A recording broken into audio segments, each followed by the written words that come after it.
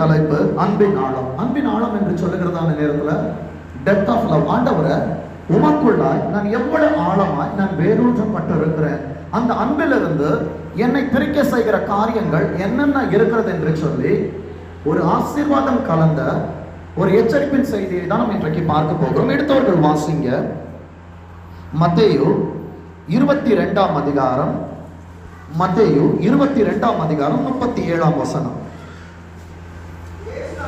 இயேசு அவனை நோக்கி, உன் தேவனாகிய கர்த்தரிடத்தில், நல்லா கவனிங்க, ஆண்டவர் பேசுகிற காரியம் உன் தேவனாகிய கர்த்தரிடத்தில். நீ யாரை பணிந்து கொள்ளுகிறாயோ, நீ யாரை தொழுது கொள்ளுகிறாயோ, உன் தேவனாகிய கர்த்தரிடத்தில்.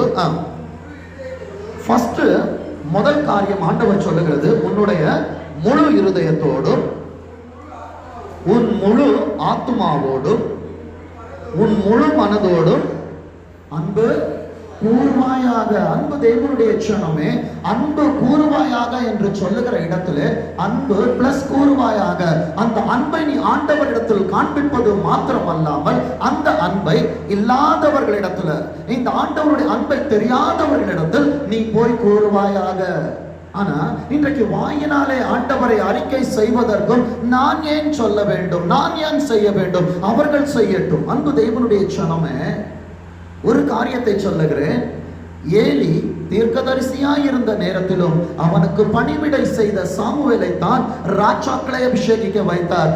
எந்த பாண்டம் ஆண்டவருக்காக ஊழியங்களை செய்கிறதோ, வேலைகளை செய்கிறதோ, சேர் துடைக்கிற வேலையா இருக்கட்டும், எந்த காரியமா இருக்கட்டும், எனக்கு ஆண்டவரை பற்றி சொல்ல தெரியாது, ஆனாலும் ஆண்டவர் உன்னை ஆசீர்வதிப்பார் என்கிற வார்த்தையை உன்னை பார்க்கிறவர்களிடத்துல சொல்லிப்பாரு. கர்த்தர் அதற்கான பிரதிபலனை அவர் உனக்கு கொடுக்கிறவராய். அதே அதிகாரத்துல அடுத்த வசனம் சொல்லுகிறது பாருங்க. இது முதலாம் பிரதான கற்பனை, பிரையாரிட்டி, டாப் பிரையாரிட்டி, எல்லா கற்பனைகளுக்கும் மேலான கற்பனை. இன்றைக்கு ஆண்டவர் உன்னோடு பேசிக் கொண்டிருக்கிறதான, ஆண்டவரிடத்தில் நீ அன்பு காட்டுகிறதான கற்பனையாய் இருக்கிறது. அன்பு தேவனுடைய க்ஷணமே, உன் நேசங்கள் பாசங்கள் ஆண்டவரிடத்தில் இருக்கும் என்றால், என் ஆண்டவர் நீ கேட்டுக் கொள்ளுகிறதான காரியங்களை, அவர் உனது மன விருப்பங்களை அவர் உனக்கு தந்தருளுகிற தேவனாய் இருக்கிற. விசுவாசிக்கிறியா? அந்த அன்பு உலகத்தின் இடத்தில் அல்ல, என் ஆண்டவரிடத்திற்கு ஆயது திரும்புகிற அன்பா இருக்க வேண்டும். வார்த்தை சொல்லுகிறது, ஒரு மனுஷனால 2 எஜமான்களுக்கு என்ன பண்ண முடியாது, ஒரே நேரத்தில் வேலை செய்ய முடியாது. என்னால் உலகத்திற்கும் வேலை செய்ய முடியாது, ஆண்டவருக்கும் வேலை செய்ய முடியாது. ஒருவனை பகைக்க வேண்டும், ஒருவனிடத்தில் அன்பு செலுத்த வேண்டும். இன்றைக்கு உனது அன்பு யார் மீதா இருக்கிறது? அன்பு தேவனுடைய க்ஷணமே, வேதம் சொல்லுகிறது. வாசிங்க எபேசியர் 3ஆம் அதிகாரம், எபேசியர் 3ஆம் அதிகாரம் 14ஆம் வசனத்திலிருந்து 21 வரைக்கும் வாசிங்க பார்ப்போம். இதன் நிமித்தம் நான் பரலோகத்திலும் பூலோகத்திலும் உள்ள முழு குடும்பத்திற்கும் நாமக்காரராகி. அப்போ என் குடும்பத்திற்கு ஒரு பெயர் இருக்கிறது. நாமக்காரர் என்று சொல்லுகிற நேரத்தில் பெயர், அந்த பெயர் என்னவென்றால் கிறிஸ்து. என் குடும்பத்திற்கு தலை கிறிஸ்து. அந்த கிறிஸ்துவை நோக்கி நான் செய்ய வேண்டிய காரியம், அவரிடத்தில் நான் அன்பாய் இருக்கிறேன் என்றது வாயின் வார்த்தை.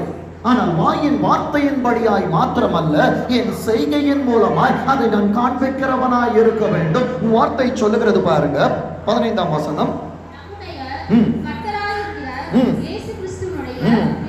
பிதாவை நோக்கி முழங்கால் படியிட்டு. எந்த மனிதன் தேவனோடு முழங்காலில் நிற்கிறானோ, உன் பிரச்சனைகள் வருகிற நேரத்தில் உன் கால்களால் நடந்து மனிதர்களை தேடி ஓடாதே, உன் முழங்களால் நின்று ஆண்டவரிடத்தில் ஜெபத்தை ஏறெடுத்து பார். உன் ஜெயம் உன்னை தேடி வருகிறதா இருக்கிறது.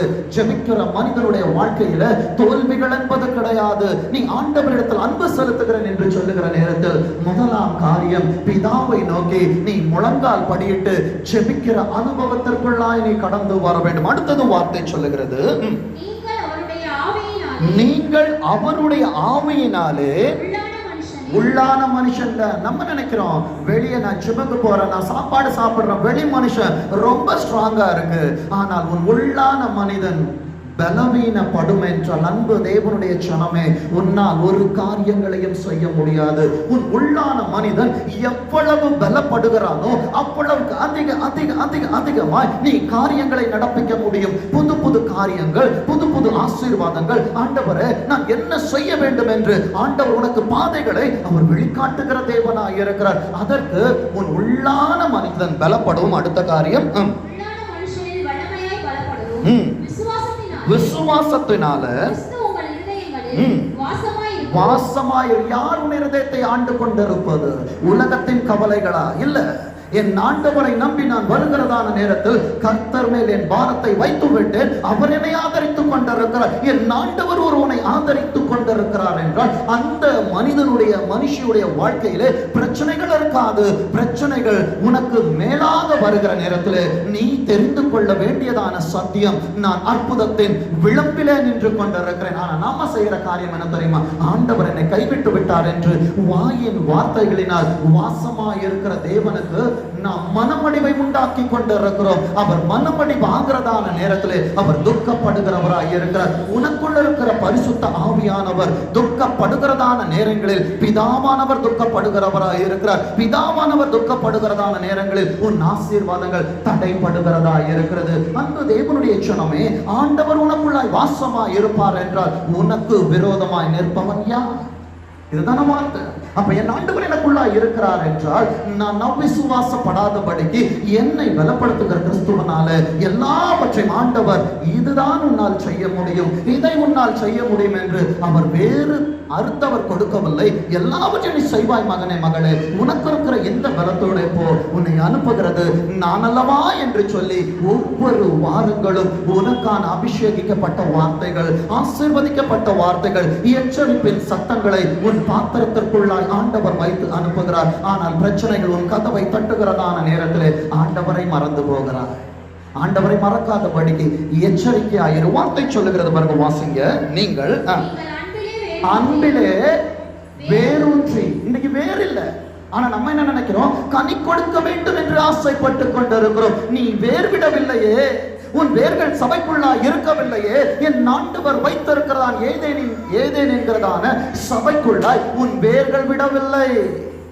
உன் வேர் சபைக்குள்ளா இருக்கிற நேரத்தில் தான் நீ வெளியே சென்று ஓங்கி வளர்கிறதான கன்றுகளை போல உன்னால் வளர முடியும். ஆனால் சபைக்குள்ளா என் வேர்கள் இல்லை.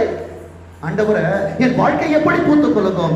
முதலாவது தேவனுடைய ராஜ்யத்தையும் அவருடைய நீதியும் தேடுங்கள், பின்பு வார்த்தை என்ன சொல்லுது? பின்பு இவைகள் நீங்க எழுதிக்கோங்க. அந்த இவைகள் எவைகள் என்று சொல்லி நீ எழுதிக்கொள். என் பிள்ளைகளின் ஆசீர்வாதம், என் தொழில்களின் ஆசீர்வாதங்கள், நான் எதிர்பார்த்திருக்கிற நன்மைகள், இவைகள் எனக்கு வேண்டும் என்றால் என் ஆண்டவரை நான் தேடுவதற்காக என் ஆண்டவருடைய காரியங்கள் என்னவென்று சொல்லி ஃபர்ஸ்ட் பிரியாரிட்டி என் ஆண்டவருக்கு கொடுக்கிற நேரத்தில் என் ஆண்டவருக்கு பிரியாரிட்டியாய் நீ மாறுவ. நீ ஆண்டவருக்கு பிரியாரிட்டியாய் மாறுகிறதான நேரத்தில் உன் வாழ்க்கையில் இருக்கிறதான எல்லா கேள்விகளுக்கு என் ஆண்டவர் பதிலாய் மாறுவார். விசுவாசிக்கிறீங்களா? அங்கே வார்த்தை சொல்லுகிறது பாருங்க, நீங்கள் அன்பிலே வேரூன்றி. அப்போ அந்த வேர் எங்கே போகிறது என்றால் ஆழத்திற்கு போகிறது. ஆழத்திற்கு போகிற நேரத்தில் தான் அந்த வேரானது அங்கே இருக்கிற தண்ணீரை உறிஞ்செடுத்து கொண்டு வரும். அப்போ சபைக்குள்ளாய் நாட்டப்பட்ட மகனாய் மகளாக ஆவிக்குரிய வாழ்க்கைக்குள்ளாய் நீ நாட்டப்படுகிறதான வேளையில் தானே உன் வேர்கள் உள்ளே போகிறது. அங்கே வைத்திருக்கிற ஆசீர்வாதங்கள் நீ எடுத்துக்கொண்டு மேலே வருகிறாய். அந்த ஆசீர்வாதங்கள் மேலே வருகிறதான நேரத்தில் அது பூ பூக்கிறது. அது பூ பூக்கிற நேரத்திலே அது காய் காய்க்கிறது. இன்றைக்கு அநேக மரங்களிலே கனிகள் இல்லை என்றால் வெளியே சிரித்துக் கொண்டிருக்கிறோம். ஆனால் உள்ளான இருதயத்தை பார்ப்போம் என்றால் வெள்ளை அடிக்கப்பட்ட கல்லறைகளாக நாற்றம் எடுத்த வாழ்க்கையிலே வாழ்ந்து கொண்டிருக்கிறோம் என்பதை மறந்து போகாது. வார்த்தை சொல்லுகிறது, நீங்கள் அன்பிலே வேரூன்றி நிலை பெற்றவர்களாகி. அடுத்த சத்தியம், உன் வேர் பரவுகிற நேரத்துல தான் உன்னால் நிலைத்து நிற்க முடியும். தன் ஸ்தானத்தை விட்டு அலைகிற குருவி எப்படி இருக்கிறதோ அப்படியே தன் ஸ்தானத்தை விட்டு அலைகிற மனுஷனும் இருக்கிறான். உன் வேர் இல்லை என்றால் இங்கும் அங்குமாய் அலைந்து தெரிந்து பிடுங்கப்பட்டு ஒரு இடத்திலிருந்து ஒரு இடம், இன்னொரு இடத்திலிருந்து இன்னொரு இடம் வைத்துக்கொண்டு போய்கொண்டு நீ பரவுகிறது நல்லது. ஆனா அது கிளைகள் பரவ வேண்டுமே தவிர வேர்களோடு நீ பரவக்கூடாது. பரவுகிற நேரத்துல நீ நினைக்கிற ஆசீர்வாதமா இருப்பேன், இல்லை. பலகைப்பட்டா பாம்பும் சாகும்.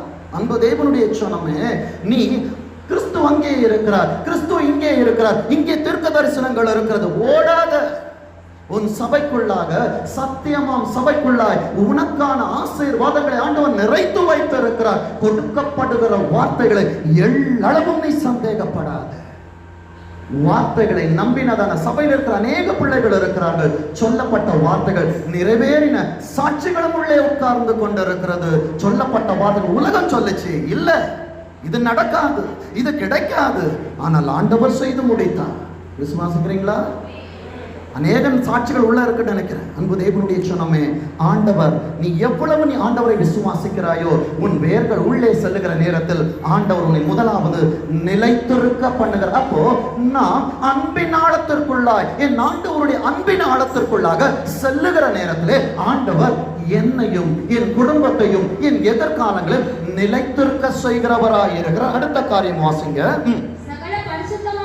சகல பரிசுத்தவான்களும் கூட, நல்லா கவனிங்க, பரிசுத்தவான்களை நீ பார்க்க வேண்டும் என்றால் சபை கூடுதலை சிலர் விட்டு விடுகிறது போல நீங்களும் விட்டு விடாதபடிக்கு நாள் சமீபித்து வருகிறது போல புத்தி சொல்லு. ஒருத்தம் வரலையா பேச அவங்க கிட்ட, அன்பு தேவனுடைய சொன்னமே, அவங்க சொல்லட்டும். இல்ல, ஒவ்வொரு மீதும் விழுந்த தலையாய கடமையாக இருக்கிறது. என் சகோதரன் வரவில்லை. சகோதரன் என்பது உடன் பிறந்தவன் மாத்திரமல்ல, என் சபையில எனக்காய் செபிப்பவன் என் சகோதரனாய் இருக்கிறான். எனக்காய் வேண்டிக் கொள்ளுகிறவர்கள் என் தாய் தகப்பனாய் இருக்கிறார்கள். அவர்கள் வரவில்லை என்றால் அவர்களுக்காய் உத்தரவாதம் பண்ணுவது உன் தலைமையில் விழுந்த கடமையாய் இருக்கிறது. நம்ம நினைக்கிறோம், நான் ஏன் ஊழியத்திற்கு போகணும், நான் ஏன் செய்ய வேண்டும்? வார்த்தை சொல்லுகிறது, நீ ஆயத்தப்படு, உன்னோடு சேர்ந்த கூட்டத்தை ஆயத்தப்படுத்து. நீ அவர்களுக்கு காவலாளியா இரு. வஸ்தியை போல இழந்து போவாய் என்றால் உன் ஸ்தானத்திற்கு அநேக எஸ்தர்களை ஆண்டவர் கொண்டு வருவார். ஒரு சவுல் இல்லை என்றால் ஆண்டவர் தாவீதை கொண்டு வருவார். இன்றைக்கு பிள்ளைகளை பயிற்றுவிப்பது எதற்காக தெரியுமா? என் பிள்ளைகள் வளர்ந்து அவர்கள் கனி கொடுக்கிறவர்களாய் இருக்க வேண்டும். இங்கே சொல்லப்படுகிற விதைகள், அருமையான சகோதரன் கொடுத்த ரொம்ப சந்தோஷம், அருமையான மகன் ஆராதனை நடத்த ரொம்ப சந்தோஷம். அன்பு தேவனுடைய சனம் அவர்கள் மாத்திரமல்ல, உட்கார்ந்து இருக்கிற ஒவ்வொரு பிள்ளைகளும் ஆண்டவருக்காய் எழுந்து சொல்லிக்கிற நட்சத்திரங்களாய் மாறுகிறதான நேரத்தில் கிறிஸ்துவனுடைய அன்பு உனக்குள்ளாய் வெளிப்படுகிறதாய் இருக்கிறது. வார்த்தை சொல்லுகிறது பாருங்க, கிறிஸ்துவனுடைய அன்பின் அகலமும் நீளமும் ஆழமும் உயரமும் இன்னதென்று உணர்ந்து. இந்த அகல ஆழம் நீளம் உயரம் எங்கே சொல்லப்பட்ட காரியம் தெரியுமா? தேவன் நோவாவிற்கு கொடுத்ததான அளவுகோலை குறிக்கிறது. அப்போ அந்த 4 காரியங்களை ஆண்டவர் கொடுத்தது ஒரு பேழை. அந்த பேழை என்பது உன் சபை.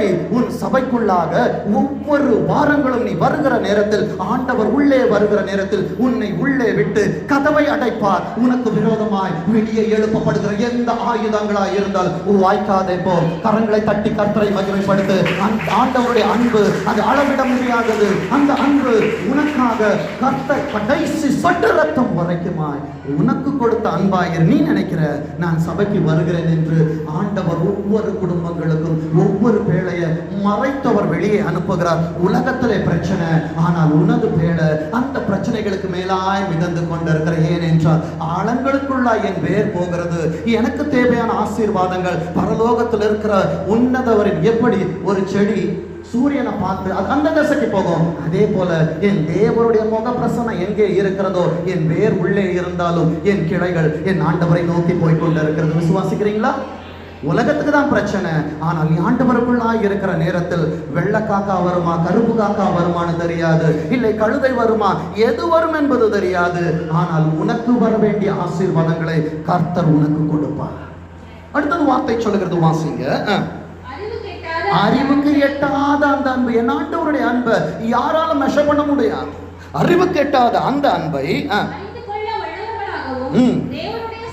தேவனுடைய சகல பரிபூர்ணம். அப்ப இந்த மாதம் எனக்கு எப்படி இருக்க போகிறது? பரிபூரணமா இருக்க போகிறது. அடுத்தது நிறையப்படும். அப்ப சொல்லுங்க, வெறுமையான என் வாழ்க்கை என்ன பண்ண போகுது? நிறைய போகுது. சொல்லுங்க, என் பாத்திரம், இந்த மாதம் என் பாத்திரம் எப்படி இருக்க போகுது? நிரம்பி வழிய போகிறது. அடுத்தது ஐஸ்வர்யத்தின்படியே. ஆண்டவரே இதுலதான் எனக்கு ஒன்றும் இல்லை ஆண்டவரே, ஐஸ்வர்யங்கள் இல்லை, பொருளாதார தேவைகள் இருக்கிறது, கடன் என்னை வாட்டிக் கொண்டிருக்கிறது, பிரச்சனைகள் என்னை துரத்தி கொண்டிருக்கிறது என்று கண்ணீர் வடித்துக் கொண்டிருக்கிறாயோ, உன் வேர்கள் எங்கே இருக்கிறது? ஆண்டவருக்காகிய ஓடின பாதங்கள் இன்றைக்கு பிரச்சனைகளை பார்த்த உடனே துவண்டு போய் படுத்து கிடக்கிறாயா? அன்றைக்கு எலியாவிற்காக வந்ததான வார்த்தை உன்னை தேடி வருகிறது. நீ போக வேண்டிய தூரம் வெகு தூரம். விசுவாசிக்கிறியா? நீ போக வேண்டிய தூரம் வெகு தூரம். உனக்கு என்னவாயிற்று? ஏசபேலை குறித்து அவன் பயந்து போய் கொண்டிருக்கிறான். எந்த ஏசபேல் உன்னை பயமுறுத்தி கொண்டிருக்கிறது? கடனா, வியாதியா, வியாகுலமா, சஞ்சலங்களா? ஆண்டவரின் வார்த்தை வருகிறது, எழுந்திரு, உனக்காக கர்த்தர் அற்புதங்களுக்கு கட்டளை கொடுத்திருக்கிறார் என்பதை மறந்து போகாது. வார்த்தை சொல்கிறது, வாசிங்க. உங்களுக்கு அனுக்கிரகம் பண்ண வேண்டும் என்று வேண்டிக் கொள்ளுகிறேன். இந்த வேண்டிக் கொள்வது யார் தெரியுமா? சுவிசேஷர்களை தேடி ஓடிக்கொண்டிருக்கிறாய், உன்னை குறித்து அவர்களுக்கு தெரியாது. தீர்க்க தரிசனங்களுக்காய் ஓடுகிறாயே, உன்னை குறித்து அவர்களுக்கு தெரியாது. உன் தகப்பனுக்குத்தான், உன் தாய்க்குத்தான் பிள்ளைக்கு எந்த நேரத்தில் எந்த ஆகாரத்தை கொடுக்க வேண்டும், அவர்கள் பலவீனப்படுகிற நேரத்தில் எந்த ஆகாரத்தை பிள்ளைகளுக்கு கொடுக்க வேண்டும் என்று எப்படி பெற்றோர் அறிந்திருக்கிறார்களோ, உன் ஆவிக்குரிய பெற்றோருக்கு தெரியும். சபைக்கு, என் பிள்ளைகளுக்கு எந்த ஆகாரத்தை கொடுக்க வேண்டும் என்று ஆண்டவரை நோக்கி வேண்டிக் கொள்ளுகிறதான நேரத்திலே கர்த்தர் கேட்டருளுகிறவராய் இருக்கிறார். அடுத்தது வார்த்தை சொல்லுகிறது பாருங்க. நாம் வேண்டிக் கொள்ளுகிறதற்கும் நினைக்கிறதற்கும், சொல்லுங்க, என் வாழ்க்கை எப்படி இருக்க போகுது?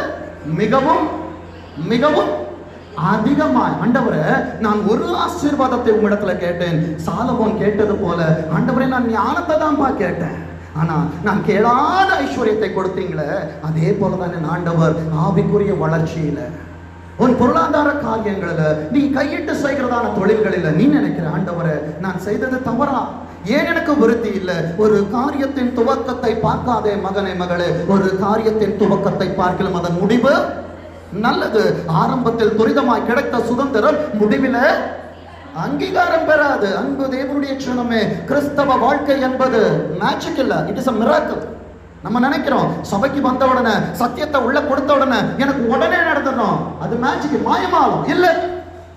கிறிஸ்தவ வாழ்க்கை என்பது நீ வேறுபடுகிறவனாய் ஆண்டவருடைய குணாதிசயங்களை உனக்குள்ளாக பிரதிபலிக்கிற நேரத்தில் உனக்குள்ளாக அற்புதங்கள், அதிசயங்கள் நடக்கும். நீ இதுவரை அடைப்பட்ட வாசல்கள் திறவுண்டுவதை உன் கண்களினால் நீ அதை காண்பாய். கரங்களை தட்டி கர்த்தரை மகிமைப்படுத்து. ஆண்டவரிடத்தில் கேள்விகளை கேட்டாயே, ஆண்டவரே, நான் அவசரப்பட்டுட்டேனா? ஏன் எனக்கு இந்த தடைகள் என்று வார்த்தை வருகிறது. தடைகளை நீக்கி போடுகிறவர் உனக்கு முன்பாய் நடந்து போய் கொண்டிருக்கிறார். அன்பு தேவனுடைய க்ஷணமே, சோர்ந்து போகாது. வார்த்தை சொல்லுகிறது பாருங்க, வல்லமையின்படியே. யாருக்கு அவர் செய்வாரா? சொல்லுங்க, யாருக்கு ஆண்டவர் செய்வாரா? நமக்கு செய்ய வல்லவராகிய அவருக்கு. அப்ப நம்ம எங்க வரணும்? வேற எங்க இருக்கணும்? சபையிலே. எந்த மனுஷன் சபைக்குள்ளாய் நிலைத்து நின்று கனி கொடுக்கிறானோ அந்த மனிதன் செய்வதெல்லாம் என் ஆண்டவருக்கு வாய்க்கும். முறுமுறுக்காத. அன்பு தேவனுடைய க்ஷணமே, தேவனுக்கு விரோதமாய், ஊழியக்காரனுக்கு விரோதமாய், சபைக்கு விரோதமாய் முறுமுறுக்காதே. கர்த்தரதை பார்த்து கொண்டிருக்கிறார். உனக்காய் கொடுக்கப்பட்ட தேவதூதர்கள் லெப்ட்ல ஒருத்தர், ரைட்ல ஒருத்தர் உனக்காய் இருந்துட்டு தான் இருக்காங்க. அவனுக்கு கட்டளை கொடு. நான் நடந்து போறேன், எனக்கு முன்பாய் பிரச்சனைகள் இருக்கக்கூடாது, எனக்கு முன்பாய் வருகிற பிரச்சனைகளை நீங்க பார்த்துக்கோங்கன்னு உனக்கு கொடுக்கப்பட்ட வேலையாட்கள் தான் உனக்கு கொடுக்கப்பட்ட தேவதூதர்களாய் இருக்கிறார்கள். அவர்களுக்கு கட்டளை கொடுங்க. அன்பு தேவனுடைய ஜனமே, இதை வாழ்க்கையிலே செய்து பாரு. கர்த்தருடைய நிலைத்து நிற்க சபையிலே தலைமுறை தலைமுறைக்கும் சதா காலங்களிலும் மகிமை உண்டாவதாக. ஆமென். ஆமென் என்றால் அப்படியே ஆக கடவுள். அப்போ மிகவும் அதிகமாய் ஆண்டவர் எனக்கு செய்வார் என்று சொல்லுகிறவர்கள் வலது கரத்தை உயர்த்தி ஆண்டவர் அல்லேலூயா என்று சொல்லுங்க. இந்த மாதம் ஆண்டவர் உனக்கு மிகவும் அதிகமாய் செய்ய போகிறார். போன மாசத்துல ஆண்டவர் உனக்கு என்ன செஞ்சாரோ இந்த மாசத்துல இன்னைக்கு உன் டைரியில போட்டு எழுதி பாரு. போன மாதத்தில் நீ பார்த்த விதைகளை காட்டிலும் ஆண்டவர் உனக்கு இந்த மாதம் செய்ய போகிறது அற்புதம், அது மிகவும் அதிகம். வார்த்தை சொல்லுகிறது, வாசிங்க. யோவான் 3ஆம் அதிகாரம், யோவான் 3ஆம் அதிகாரம் 16ஆம் வசனம். வாசிங்க. தேவன் தம்முடைய ஒரே பேரான குமாரனை விசுவாசிக்கிறவன் எவனோ. நீ விசுவாசிக்கணும். நான் சொல்லுகிறேன், வாயினால் பேசுகிறேன், ஆனால் ஆண்டவரை நான் சுவாசிக்காதவனாய் பிரச்சனைகள் வருகிற நேரத்தில் நான் பேதுருவை போல ஆண்டவரை பார்த்து இவ்வளவு நாளும் நடந்து போகிறேன். அலையின் கோரத்தை பார்த்த உடனே ஆண்டவரை பார்க்கவில்லை, அலைகளை பார்க்கிறேன், கீழே நான் அமர்ந்து கொண்டிருக்கிறேன். அன்பு தேவனுடைய சனமே, ஆண்டவரை பார், பிரச்சனைகளை பார்க்காத, அவர் பார்த்துக் கொள்ளுவார். உன் பார்வை எங்கே இருக்கிறது? வார்த்தை சொல்லுகிறது, விசுவாசிக்கிறவன் எவன், அது நீயாயிரு நானாயிரு பக்கத்துல இருக்கிறவனா இருக்கட்டும், நீ ஆண்டவரை விசுவாசிப்பாய் என்ற சகலமும் உனக்கு நன்மைக்கு ஏதுவாய் நடக்கும். வார்த்தை சொல்லுகிறது, விசுவாசிக்கிறவன் எவனோ அவன் என்ன பண்ண மாட்டான், கெட்டு போக மாட்டான். ஆண்டவரே, என்னை நம்பி கொடுத்த தொழில்கள், என்னை நம்பி நீ கொடுத்ததான காரியங்கள் கெட்டு போவது இல்லை, உன்னை ஆசீர்வதிப்பதற்காக. வாயினால் அறிக்கையிடாத. சோதனைகள் வரும், பாடுகள் வரும், தொபியாக்கள் வருவார்கள், சன்பல்லாத்துகள் வருவார்கள், சோர்ந்து போகாத. கர்த்தருடைய வார்த்தை உன்னிடத்தில் இருக்கிறது. வார்த்தை சொல்லுகிறது பாருங்க, நித்திய ஜீவனை அடையும்படிக்கு அவரை தந்தருளி இவ்வளவாய் உலகத்தில் அன்பு கூர்ந்தார். இன்னொருத்தர் வாசிங்க, 1 கொரிந்தியர் 4ஆம் அதிகாரம், 1 யோவான் 4ஆம் அதிகாரம் 9ஆம் வசனம்.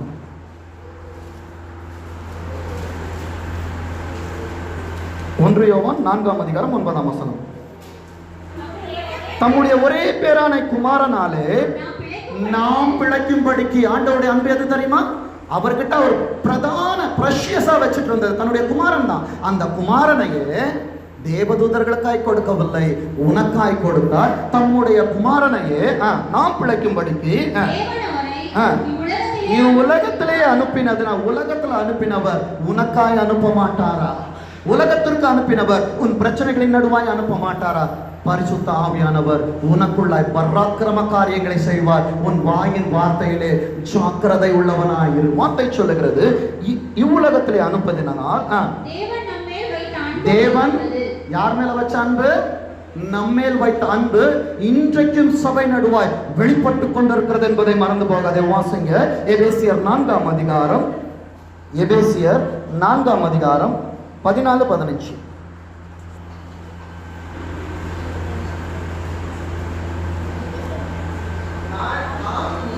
நாம் இனி குழந்தைகளாயிராமல் மனுஷருடைய சூதும் வஞ்சிக்கிறதற்கு ஏதுவான தந்திரமுள்ள போதகமாகிய பலவித காற்றினாலே அலைகளை போல் அடிபட்டு அலைகிறவர்களாயிராமல். அன்பு தேவனுடைய சனமே, ஒவ்வொரு வாரம் நீ சபைக்குள்ளாய் வருகிற நேரத்தில் வெறுமையான ஒரு பாத்திரத்தை ஆண்டவர் சார்ஜ் பண்ணி அனுப்பிட்டே இருக்கிறாரு. ஆனா நீ என்ன நினைக்கிற? ஆண்டவர் என்னோடு பேசினாரா? ஆண்டவர் எனக்காய் வார்த்தை அனுப்பினாரா? இவர்கள் எனக்கு ஆண்டவரின் வார்த்தைகளை கொடுப்பார்கள். அந்நிய போதனைகளை தேடி ஓடுவதனால் கர்த்தரின் சாபத்தை பார்த்து கொண்டிருக்கிறாய் என்பதை மறந்து போகாத. எச்சரிக்கை. அன்பு தேவனுடைய சனமே, கர்த்தர் சபையிலே சத்தியத்தை கொடுத்து உன்னை அவர் நினைத்துக் கொண்டிருக்கிறார். பலிபிடத்துல இருந்து அங்க வந்துட்டேன்னா உன்னை போல நானும் ஒரு மனுஷன் தான். ஆனா பலிபிடத்தில் தேவனுடைய சன்னிதானத்துல அவரது ஸ்தானாதிபதியாய் தேவனுடைய வேலைக்காரன் யார் இந்த இடத்துல நின்றாலும் அவர்களிடத்திலிருந்து புறப்படுகிற வார்த்தை பரத்திலிருந்து வருகிற வார்த்தையாய் இருக்கிறது. நீ விசுவாசித்தால் கர்த்தர் உனக்கு சகலத்தையும் நேர்த்தியும் கிரகமுமாய் அவர் செய்து முடிக்கிற தேவனாய் இருக்கிற வார்த்தை சொல்கிறது. வாசிங்க 15. அன்புடன் சத்தியத்தை என்ன பண்ண? உனக்காய் விதைக்கப்படுகிற வார்த்தைகளை எடுத்துக்கோ, வெளியே தேடி ஓடாத.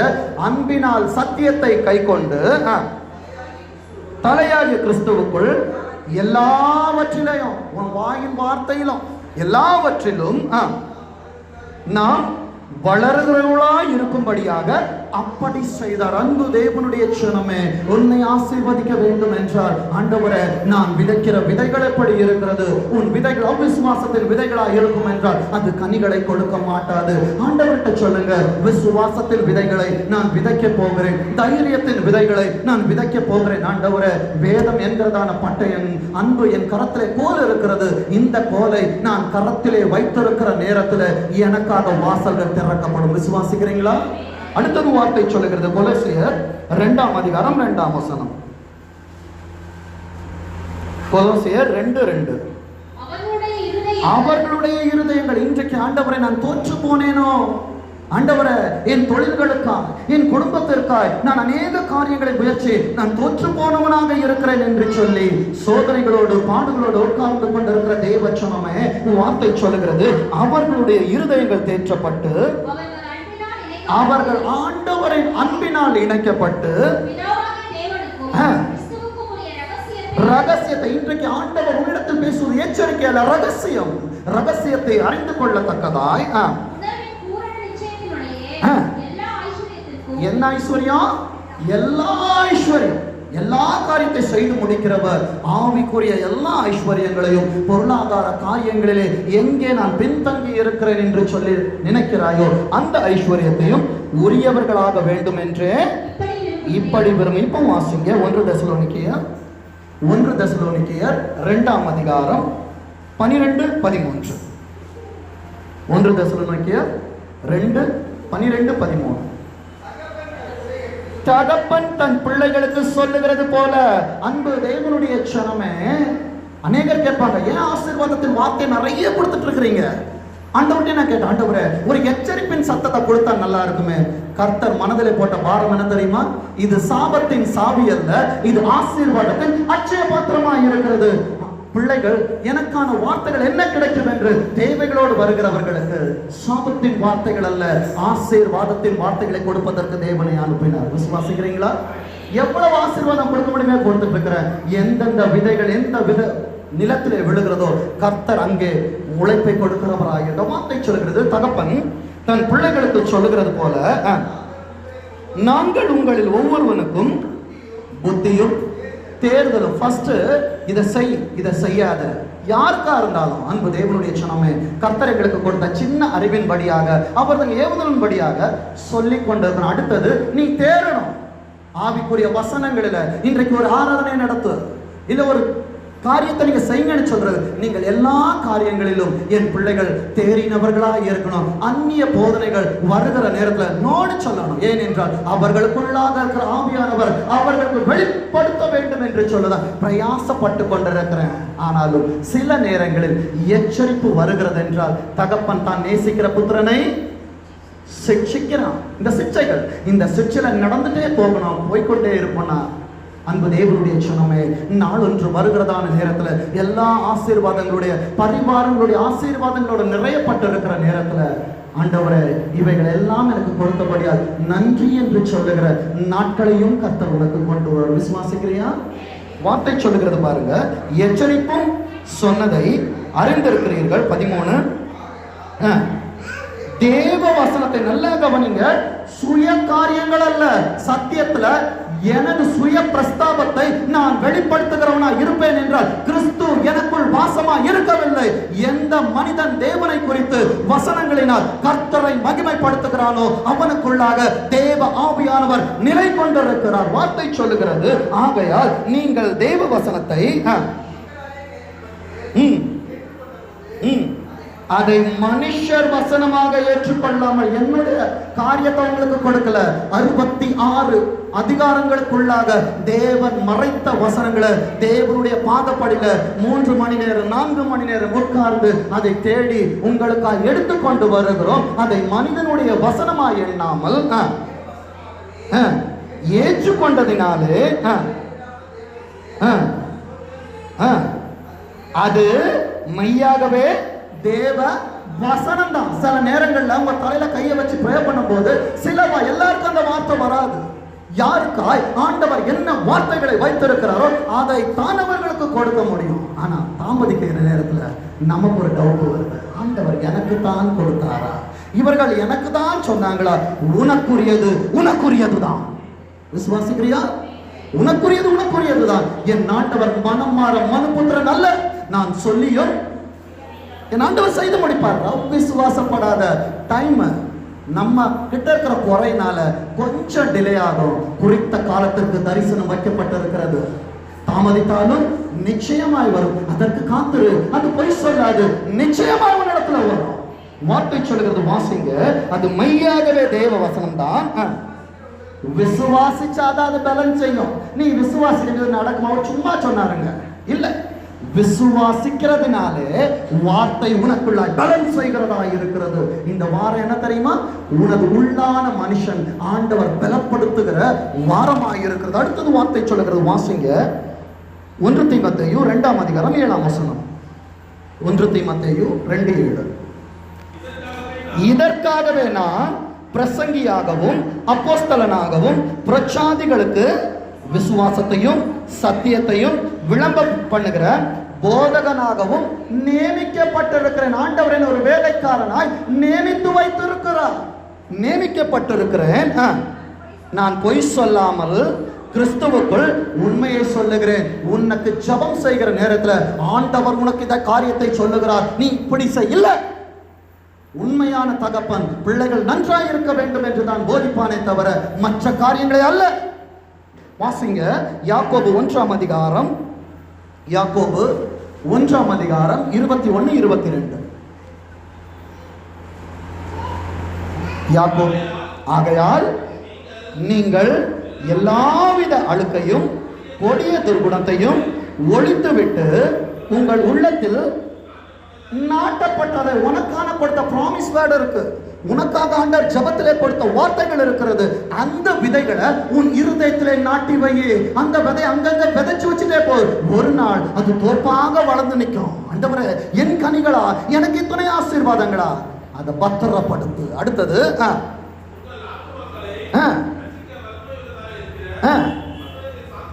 வசனத்தை சந்தேகப்படாம ஏற்றுக்கோ. அடுத்தது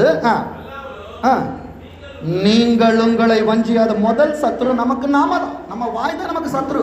ஆசீர்வாதத்தின் பாத்திரமா தான், சாபத்தின் பாத்திரமா தான். வார்த்தை சொல்லுகிறது, நீங்கள் உங்களை வஞ்சியாதபடிக்கு. வசனம் என்று கூட சொல்லவில்லை, திருவசனம். திரு என்பது மரியாதை.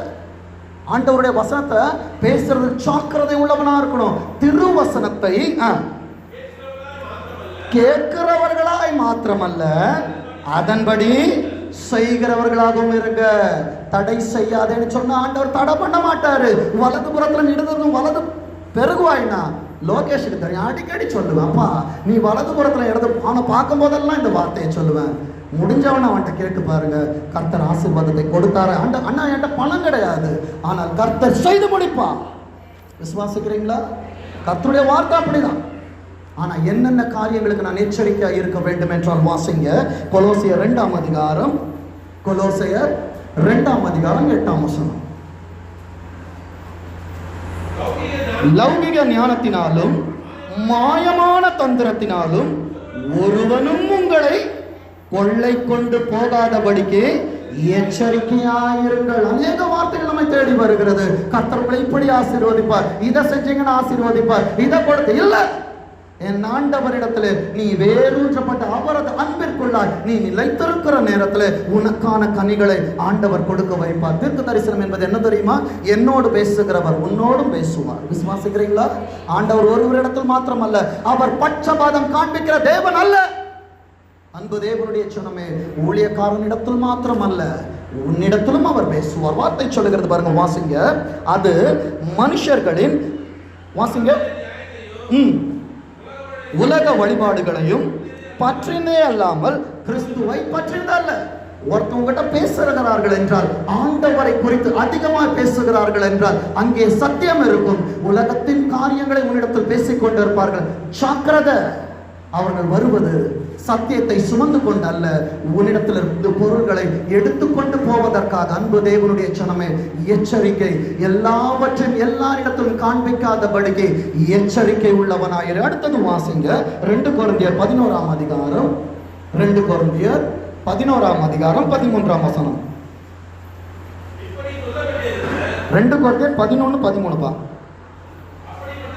அப்படிப்பட்டவர்கள் ஆண்டவரின் சுவிசேஷத்தை சுமந்து வராதபடிக்கு உலகத்தின் காரியங்களை, நயவசனிப்பு, தந்திரமான வார்த்தைகளை உனக்காக சுமந்து வருகிறார்கள் என்றால் வார்த்தை சொல்லுகிறது. அப்படிப்பட்டவர்கள் கள்ள அப்போஸ்தலர்கள், கபடமுள்ள வேலையாட்கள், கிறிஸ்துவினுடைய அப்போஸ்தலரின் வேஷத்தை தரித்து கொண்டவர்களாயிருக்கிறார்கள். அவர்களுக்கு ஜாக்கிரதையாயிரு, அவர்களுக்கு எச்சரிக்கையாயிரு.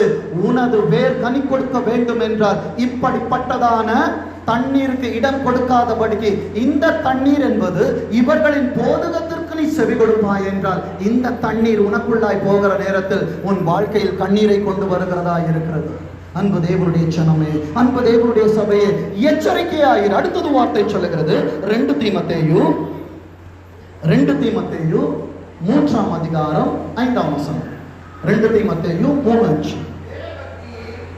தேவ பக்தியின் வேஷத்தை தரித்து அதன் பலனை, உனக்குள்ள இருக்கிற பலனை மாத்திரமல்ல, இவர்கள் சில நேரங்கள் இதை செய்யாத, நீங்க இதை செஞ்சனாலதான் உங்களுக்கு இப்படி வந்துச்சு, ஆண்டவருக்கு நீங்க இதை செய்யவில்லை, நீங்கள் இதை செய்யாததினால் ஆண்டவர் உங்களை இப்படி இல்ல. என் ஆண்டவரின் அனந்த ஞானம் உனக்குள்ளாக இருக்கும் என்றால், ஆண்டவர் உன்னை அழிப்பதற்காக அல்ல, உன்னை ஊன்ற கட்டுகிறவரை தான் அவர் இருப்பார். வார்த்தை சொல்லுகிறது பாருங்க, நான் வாசிங்க. மறுதளிக்கிறவர்களாகவும் இருப்பார்கள். வார்த்தை உனக்கு நேரா வருது, உனக்கு ஆண்டவர் பலனை கொடு, ஆனா நீ சொல்ற எனக்கு பலவீனமாக சொல்லாத. வார்த்தை சொல்லுகிறது, இப்படிப்பட்டவர்களை நீ விட்டு விலகு. அவிசுவாசமான வார்த்தைகளை பேசுறாங்களா, நெகட்டிவ் எங்க வருதோ உடனே அங்கிருந்து வெளியே வந்துரு. ஏன்னா நீ நினைக்கிற நான் தைரியம் உள்ளவனாக இருக்கிறேன், என்னிடத்தில் ஆண்டவர் இருக்கிறார் நீ நினைச்சிட்டு இருக்கிற. ஆனா அன்பு தேவனுடைய ஜனமே, ஒரே வார்த்தைகள் அடிக்கடி உனது தைரியத்தை குலைக்கும்படியாய் வந்து கொண்டிருக்கும் என்றால், நாமும் விழுந்து போவர்களாய் இருக்கிறோம். அப்படிப்பட்ட காரியங்களை விட்டு விலகு. ஏனென்றால் அந்த இடத்திலே அன்பின் வேர் நிலை கொள்ளாது. அடுத்தது வாசிங்க 1 தீமோத்தேயு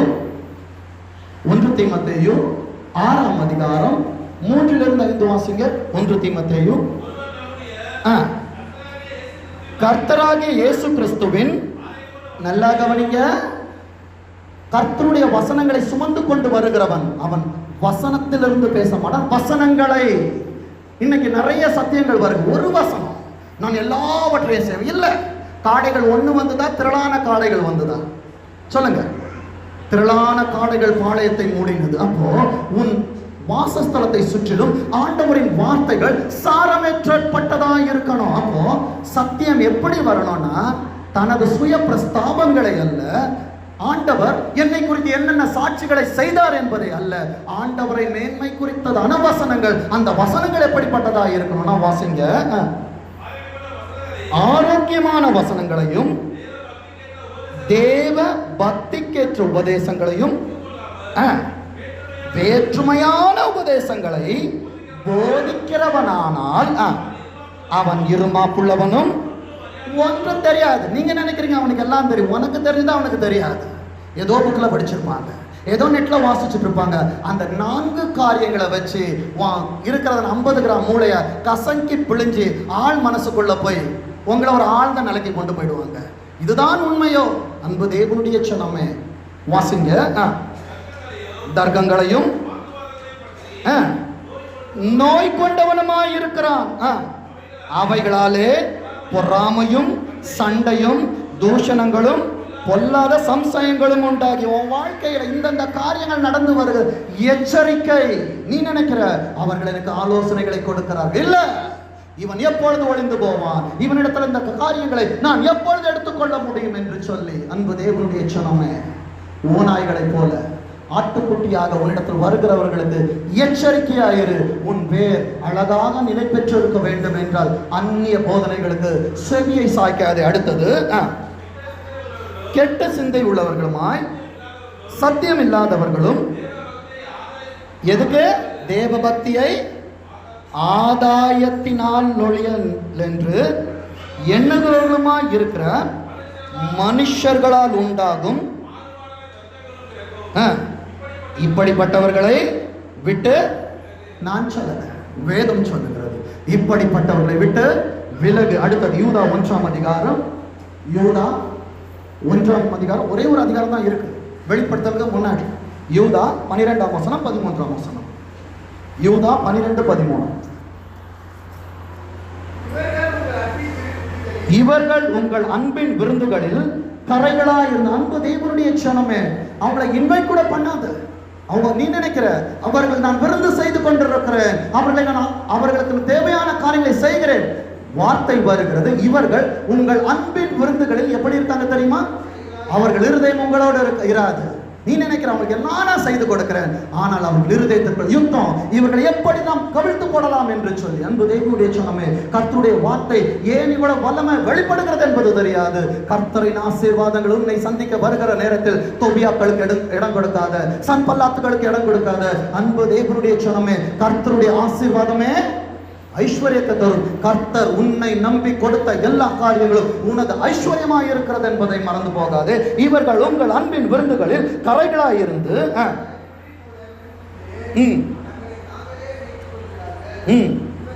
இவர்கள் காற்றுகளால் அடியுண்டோடுகிற தண்ணீரற்ற மேகங்களும் இலையுதிர்ந்த கனியற்று 2 தரம் செத்து வேறற்று போன மரங்களும். அன்பு தேவனுடைய சனமே, இங்கே ஒரு ரகசியம் இருக்கிறது. 2 தரம் செத்து. அப்போ உலகத்திலும் அவர்கள் ஆசீர்வாதம் இருக்காது, ஆவிக்குரிய வாழ்க்கையில் பார்த்தாலும் அங்கும் அவர்களுக்கு ஆசீர்வாதம் இருக்காது. ஏனென்றால் இழிவான ஆதாயங்களுக்காக ஆண்டவர் இதை சொன்னார், ஆண்டவர் இதை செய்ய சொன்னார், உன் வாழ்க்கை இப்படி இருக்கும் என்று சொல்லி சொல்லுகிறதான ஒவ்வொரு காரியங்களும் இடத்தில் வருகிறதான நேரத்தில் அன்பு தேவனுடைய சனமே, அவர்கள் வாழ்க்கை எப்படி இருக்கிறது என்று சொல்லி சீர்தூக்கிப்பான். உனக்கு தெரியும், ஆண்டவர் உன்னோடு பேசுவார். இவர்களில் தேவனுடைய அபிஷேகம் இருக்கிறதா, தேவனுடைய சத்தியம் இருக்கிறதா என்று சொல்லி. அன்பு தேவனுடைய சனமே, அவர்களை விட்டு விலகு.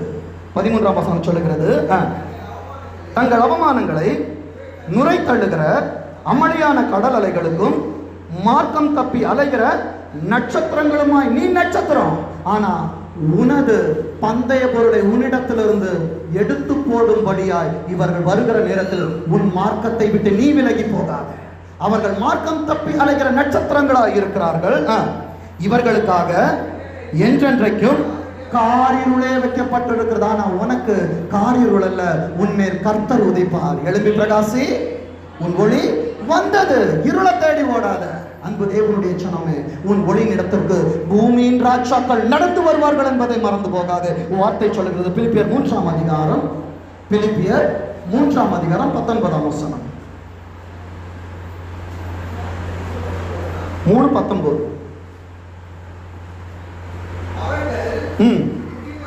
அவர்களுடைய முடிவு அழிவு. அவங்களுக்கு காரியம் தான். இன்னைக்கு நல்லா இருக்கிறது போல நல்லா அழகா பேசுவாங்க, பேசும்போது தேனை போல இனிக்கும். அன்பு தேவனுடைய சனமே, ஜாக்கிரதை. அவர்களுடைய முடிவு அழிவு. அவர்களுடைய தேவன் வயிறு. எதுக்காக உன்னை பார்க்க வராங்க தெரியுமா? அன்னன்னைக்கு அவங்க வயிறு ரொம்பணும். அன்பு தேவனுடைய சனமே, அவர்களுடைய தேவன் வயிறு, அவர்களுடைய மகிமை, அவர்களுடைய லட்சையே அவர்கள் பூமிக்கு தக்கவைகளை சிந்திக்கிறார்கள். அவங்க பூமிக்குள்ளவைகளை சிந்திக்கிறார்கள் என்றால் ஆவிக்குரிய வாழ்க்கையில உன்னை வேர்விட செய்ய மாட்டாங்க. அவர்களை விட்டு விலகு. நீ அன்பில் வேரூன்றப்பட வேண்டும் என்றால், ஆண்டவரின் ஆழத்திற்கு நீ போக வேண்டும் என்றால், இப்படிப்பட்ட காரியங்கள் உன்னிடத்தில் இருக்கும் என்றால், உன்னை தேடி வரும் என்றால், அன்பு தேவனுடைய சனமே, எதிர்காலங்கள் என்னவென்பது எனக்கு தெரியாது. எதிர்காலங்களிலே நீ ஆசீர்வதிக்கப்பட்டிருக்கிற நேரத்தில் இப்படிப்பட்ட காரியங்கள் உன்னை சந்திக்க வருகிற நேரத்தில் உடனே கெட் அவுட். யாரா இருக்கட்டும், அன்பு தேவனுடைய சனமே, எச்சரிக்கை உள்ளவனாயிரு.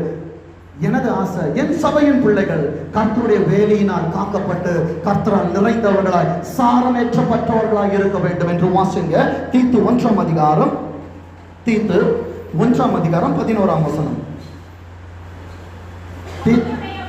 அவர்களுடைய வாயை அடக்க வேண்டும். ஒவ்வொரு நேரமும் ஊழியக்காரன் வர முடியும். நல்லா கவனிங்க. சபையில ஏன் சத்தியம் கொடுக்கப்படுகிறது, ஏன் வார்த்தைகள் கொடுக்கப்படுகிறது என்றால், என் பிள்ளைகள் புலிக்கு பிறந்தது என்ன ஆகாது, பூனையாகாது. அன்பு தேவனுடைய சனமே, என் தகப்பன் எப்படி வேதத்திற்குள்ளாய் இருந்து வேதத்தை கொடுத்தார்களோ, எலியாவின் மேல இருந்த சால்வை எலிசாவின் மீது விழுந்த நேரத்தில் இரட்டத்தனையான அற்புதத்தை போல, ஆண்டவரே, என் சுய பிரஸ்தாபங்கள் அல்ல, வேதத்திற்குள்ளாக இருக்கிற மகத்துவங்களை என் பிள்ளைகளுக்கு கொடுக்கணும். அப்போ எனக்கு பிறகாக என் சபையும் ஆண்டவருக்குள்ளாய் அக்கினி துண்டங்களாக எழுந்திருக்கணும். நான் வரணும்னு எதிர்பார்க்காத சத்தியங்கள், அந்நிய போதனைகள் உனக்கு வருகிற நேரத்தில் ஆவிக்குள்ளாக வேதத்தின் படியாக அலசி ஆராய்ச்சி பாரு. வார்த்தை சொல்லுகிறது, அவர்கள் வாயை அடக்க வேண்டும். அவர்கள் எதுக்காக வராங்க தெரியுமா? இழிவான ஆதாயத்திற்காக. தகாதவைகளை உபதேசித்து பைபிளை பத்தி பேச மாட்டாங்க. பிரதர், சிஸ்டர், நீங்க அழகா இருக்கிறீங்க, நீங்க இல்லைன்னா செஞ்சிருக்கவே முடியாது. உங்களை இப்படி இப்படி இப்படி இப்படி இப்படி சொன்ன உடனே நமக்கு அப்படி ஒரு மாய பிம்பம் உண்டாகுது. இல்ல, வார்த்தை சொல்லுகிறது, இழிவான ஆதாயத்திற்காக தகாதவர்களை உபதேசித்து உன்னை மாத்திரமல்ல, நல்லா நீ நினைக்கிற அவர்கள் என்னிடத்தில் பேசுகிறார்கள், நீ என்பது உன் மனைவி என்பது பிள்ளைகள், உன் முழு குடும்பமும் கவிழ்க்கப்பட்டு போகிறது என்பதை மறந்து போகாதே. நீ சபைக்குள்ளாக கொடுக்கப்படுகிற வார்த்தைக்குள்ளாய் நிலை திருப்பாய் என்றால் ஆண்டவருடைய அன்பு ஆழம் நீளம் அகலம் கர்த்தர் உனக்குள்ளாய் காண்பிப்பார். விசுவாசிக்கிறியா? வார்த்தை சொல்லுகிறது, வாசிங்க 2 தீமோத்தேயு 4ஆம் அதிகாரம், 2 தீமோத்தேயு 4ஆம் அதிகாரம் 2ஆம் வசனம் வாசிங்க. சமயம் வாய்த்தாலும் வாய்க்காவிட்டாலும் ஜாக்கிரதையாய் திருவசனத்தை பிரசங்கம் பண்ணு. இதுதான் என் தலைமையில இருந்த கடமை. அன்பு தேவனுடைய சொன்னமே, இவர்களை இல்ல, என் பிள்ளைகள் ஆசீர்வாதமா இருக்கணும். இன்னைக்கு என் பிள்ளைகளுக்கு எச்சரிப்பின் ஆசீர்வாதத்தின் சத்தத்தை தொனிக்க பண்ணுகிற நேரத்தில் ஓநாய்கள் வரும் என்றாலும், பீறுகிற ஓநாய்கள் பிள்ளைகளை தேடி வந்தாலும், என் பிள்ளைகளுக்கு இன்றைக்கு நான் சொல்லுகிற காரியம், சமயம் வந்தாலும் சரி வராட்டாலும் சரி, உன்னை தேடி வருகிற பிரசங்கத்தை பண்ணு. அடுத்தது கண்டனம் பண்ணி கடிந்து கொண்டு புத்தி சொல்ல. இந்த வார்த்தையை 11 மணிக்கு உட்கார்ந்துருப்பேன்னு நினைக்கிறேன். 3 மணி வரைக்கும் ஆண்டவரை கொடுக்கலாமா வேண்டாமா அன்பின் ஆழத்தோட நிறுத்திக்கிற ஆண்டவர் இல்ல. ஆசீர்வாதங்கள் வேண்டும் என்றால் கீழே இருக்கிறதான எச்சரிப்பின் சத்தங்களை கொடுத்தாக வேண்டும். அதுதான் தலைமையில் விழுந்த கடமையாக இருக்கிறது. நான் நேசிக்கிற புத்திரர்கள், நான் நேசிக்கிற குமாரத்திகள், என் பிள்ளைகள் இங்கே இருக்கிறார்கள். என் பிள்ளைகள் விழுந்து போக, ஏன்னா எனக்கு ஒரு வார்த்தை தெரியும். இந்த வருடம் முடிவதற்கு முன்பாக என் சபையில் உட்கார்ந்து கேட்டுக்கொண்டிருக்கிற எல்லா பிள்ளைகளும் என் கர்த்தர் இடம் கொள்ளாமல் போக மட்டும் ஆசீர்வதிப்பார். கரங்களை தட்டி கர்த்தரை மகிமைப்படுத்தி இதை இன்னைக்கு எழுதி வச்சுக்கோ. இது நிறைவேறவில்லை என்றால் அன்பு தேவனுடைய சொன்னமே, இந்த வேதம் எனக்கு வேண்டாம். ஏனென்றால் எனக்கு தெரியும் அழைத்தவர் உண்மை உள்ளவர், வரப்படியே செய்து முடிப்பார். அதே அதிகாரத்தில் 5ஆம் வசனத்தை வாசிங்க. நீயும் எல்லாவற்றிலும் எப்படி இருக்கணுமா? ஷேக் ஆகாத. அவங்க உன்னை அப்படியே ப்ரைஸ் பண்ணும்போது, என்னை இப்படி ப்ரைஸ் பண்றாங்களே, ப்ரைஸ் பண்ண வேண்டியது ஆண்டவரை மாத்திரம் தான், மனுஷனை இல்லை. உன்னை ப்ரைஸ் பண்ணி உன்னை பூஸ்ட் பண்றாங்கன்னா தெரிஞ்சுக்கோ, உன் பாக்கெட்ல இருந்து இன்னைக்கு ஒரு 500 ரூபாய் தாலி. அன்பு தேவனுடைய சொன்னமே, எச்சரிக்கை. நீ எப்படி இருக்கணுமா? எல்லாவற்றிலும், ஒரு விஷயம் 2 விஷயம் இல்லை, நீ எது சின்ன விஷயம் என்று நினைக்கிறாயோ அந்த சின்ன விஷயத்திலிருந்து தான் உன் அழிவு தொடங்கி கொண்டிருக்கிறது. அந்த இடத்திலிருந்து தான் உன் ஆசீர்வாதங்கள் வெளியே போய் கொண்டிருக்கிறது. நீ எல்லாவற்றிலும் மனத்தெளிவுள்ளவனாயிரு. சில நேரங்களில் ஆண்டவரே வார்த்தை நிறைவேறலையா? சில நேரங்களில் ஆண்டவர் உன்னை புடமிட்டு கொண்டிருக்கிறார், வனாந்தரத்தை காண்பித்துக் கொண்டிருக்கிறார் என்றால் உன் வேர் கீழே போய் கொண்டிருக்கிறது. கீழே போகிற நேரத்தில் பாறை இருக்கும், மண் இருக்கும், முட்டி கிழிச்சு போகிற நேரத்தில் சிராய்ப்புகள் உண்டாகும், வலிகள் உண்டாகும். அந்த வலிகளை நீ பொறுத்து கொள்ளுகிற நேரத்தில் உன் வேர் தண்ணீருக்குள்ளாய் போகிற நேரத்தில், தண்ணீர் மேலே வருகிற நேரத்தில் உன் கனி பூத்து குலுங்குகிறதா இருக்கும். நீ தேசத்தை நிரப்புகிறவனாய் இருப்பாய். கரங்களை தட்டி கர்த்தரை மகிமைப்படுத்து. ஆண்டவரே, பட்டு போன வாழ்க்கையோடு ஆண்டவரை இது நேர் பேசின வசனமா, எனக்கு கொடுத்த வார்த்தைகளா என்று சொல்லி கலங்கி திரிந்து வந்து கொண்டிருக்கிற தேவனுடைய மனுஷனே, வார்த்தை உனக்கானதுதான், வார்த்தை உனக்கானதுதான். உன் கனிகளினால் தேசத்தை நிரப்புகிற நாட்களை கர்த்தர் கொண்டு வருவார். உன் கையின் பிரயாசங்கள் பூமி எங்கும் அது பரவி செல்லுகிற ஆற்றை போல கடந்து செல்லுகிறதா இருக்கிறது. கரங்களை தட்டி கர்த்தரை மகிமைப்படுத்து. கர்த்தர் உன் கிரியைகளை அங்கீகாரம் பண்ணி கொண்டிருக்கிறார். நீ தோய்ந்து போவதில்லை. தத்தளிப்பின் பாத்திரத்தை கர்த்தர் உன் கரத்திலிருந்து அவர் எடுத்து போட்டுக் கொண்டிருக்கிறார். கர்த்தர் உன்னை வாளாக்காமல் தலையாக்குவார், கீழாகாமல் மேல். அவர் வார்த்தை சொல்லுகிறது, சுவிசேஷகனுடைய வேலையை செய். இன்னைக்கு அநேக சுவிசேஷங்கள் போறாங்க. அவர்கள் செய்ய வேண்டிய வேலை என்ன தெரியுமா? சபைக்கு அடங்கினவர்களாய், ஊழியக்காரன் வார்த்தைகளை கேட்டவர்களாய், தேவனுடைய வார்த்தைகளை சுமக்க வேண்டிய கழுதைகள் இன்றைக்கு நாங்கள் என்று சொல்லி உபதேசித்துக் கொண்டிருக்கிறார்கள். நான் என் பிள்ளைகளை சுவிசேஷன போறியா, சபைக்குள்ள அடங்கியிரு, பார்க்கணும், ஆண்டவரை பத்தி சொல்லு. போகிற இடமெல்லாம் அது ஆரோக்கியத்தை உங்களுக்கு கொண்டு வருகிறதா இருக்கிறது. அடுத்தது வார்த்தை சொல்லுகிறது பாருங்க, சுவிசேஷனுடைய வேலையை செய். அப்ப ஆண்டவர் எல்லாருக்கும் என்னத்தை கொடுத்திருக்கிறாரு சொல்லுங்க? மேய்ப்பனுக்கு மாத்திரமல்ல, எனக்கு மேய்க்கிற ஊழியம் தான். உனக்கு கன்றுக்குட்டிகளை ஆட்டுக்குட்டிகளை உள்ளே கொண்டு வருகிற ஊழியத்தை ஆண்டவர் உங்களிடத்தில் கொடுத்திருக்கிறார். கர்த்தர் உனக்காய் கொடுக்கிற ஆசீர்வாதத்தின் வார்த்தை எடுத்து வைத்துக் கொள்ளுங்கள். எபிரேயர் 2ஆம் அதிகாரம், எபிரேயர் 2ஆம் அதிகாரம் 15ஆம் வசனம் 16ஆம் வசனம்.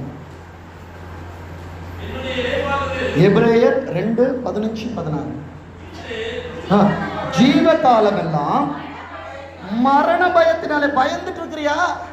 ஆண்டவரே இந்த மாசம் எப்படி, நான் செய்கிற தொழில்கள்ல எப்படி இருக்க போது ஆண்டவரே? உம்மை நம்பி வந்த நான் வெக்கப்படல. ஆனா நீ வெக்கப்படுவனா என்னால ஒண்ணும் பண்ண முடியாது. வெக்கப்படாம தைரியமா சொல்லிப்பார். யார் வருகிறார்களோ எனக்கான காரியங்களை ஆண்டவர் எங்கிருந்தான், உயர வானத்தில் இருந்தாகிலும் ஆழத்தில் இருந்தாகிலும் ஆண்டவர் எனக்கு கொண்டு ஒரு வார்த்தை சொல்லுகிறது. ஜீவ காலம் எல்லாம் மரண பயத்தினாலே